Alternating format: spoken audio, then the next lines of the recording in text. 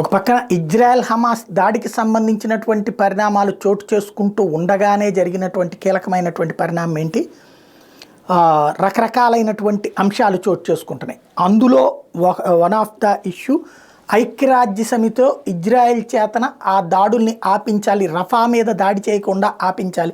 ఇప్పటిదాకా 28,000 మంది పౌరులు చనిపోయారు కాబట్టి రఫా మీద దాడి చేస్తే హమాస్ తీవ్రవాదులు 1,000 మంది చేస్తే 3,000-4,000 మంది సాధారణ ప్రజలు చనిపోయే పరిస్థితి ఉంటుంది కాబట్టి రఫా మీదకి వెళ్ళొద్దంటూ ఇజ్రాయెల్ని యుద్ధ విరమణ చేయమని చెప్పి ఐక్యరాజ్య సమితిలో భద్రతా మండలిలో తీర్మానం పెడితే అమెరికా తనకున్న వీటో పవర్ ద్వారా దాన్ని రద్దు చేయించింది, ఆపేయించింది. ఈ సందర్భంగా సౌదీ అరేబియా అమెరికా మీద తీవ్ర ఆగ్రహం వ్యక్తం చేస్తూ మానవత్వానికి మాయని మచ్చ, మానవతా విలువలకు భంగం కలిగించినటువంటి వ్యవస్థని విమర్శించడంతో పాటుగా మరొక కీలకమైనటువంటి వ్యాఖ్య చేసింది. భద్రతా మండలిని పునఃసమీక్షించాల్సిన అవసరం ఉంది, కొత్త శక్తులు అందులో జాయిన్ కావాలి. ఎప్పుడు ఐక్యరాజ్య సమితి పుట్టినప్పుడు, భూమి పుట్టినప్పుడు పుట్టినటువంటి దేశాలే ఇప్పటికీ శాశ్వత సభ్య దేశాలు ఉండి ఇలా శాసిస్తున్నాయి.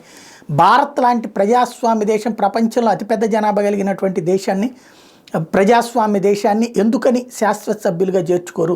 శాశ్వత సభ్యత్వాన్ని పునరుద్ధరించాలి, కొత్త దేశాలని తీసుకురావాలి, అప్పుడు కానీ ఈ సమస్యకి ఒక ముగింపు ఉండదు అంటూ తేల్చి చెప్పింది.